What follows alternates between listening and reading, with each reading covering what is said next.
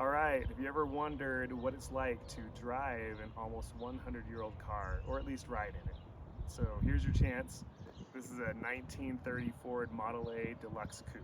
We're gonna take a little spin in it. All right, so we're inside.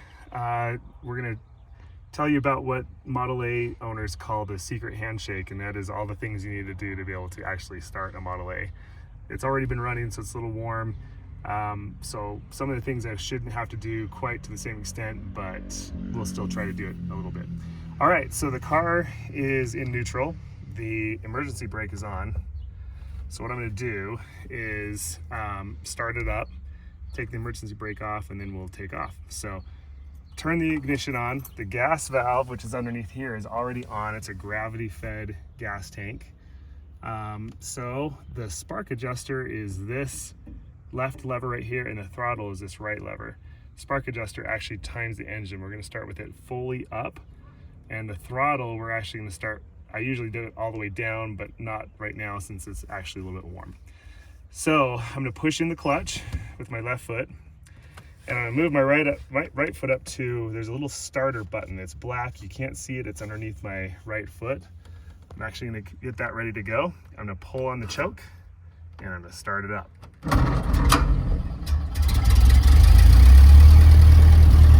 Now I'm backing off on the throttle,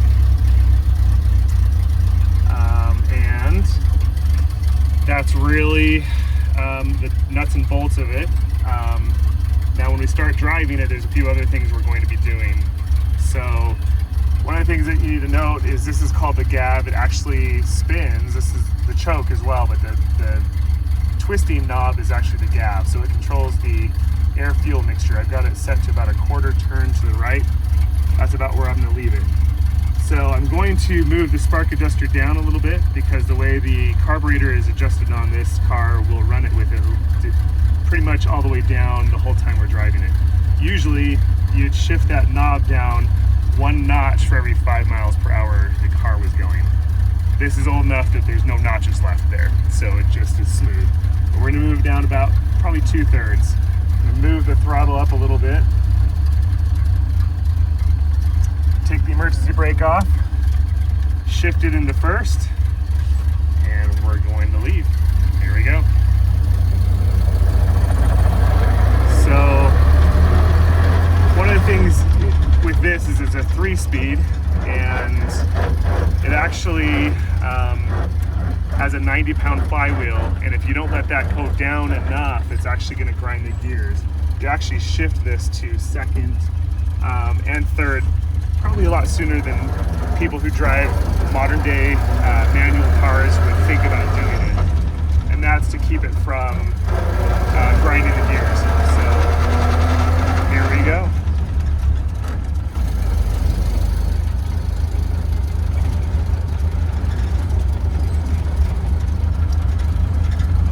We'll just cruise around this park here in our little community,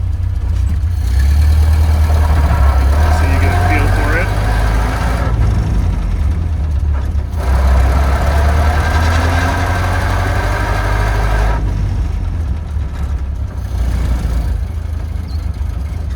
One thing when you're driving a Model A is a lot of people like to hear the horn. So you see people kind of pointing. A lot of times you just honk a horn for them and they get a kick out of it. So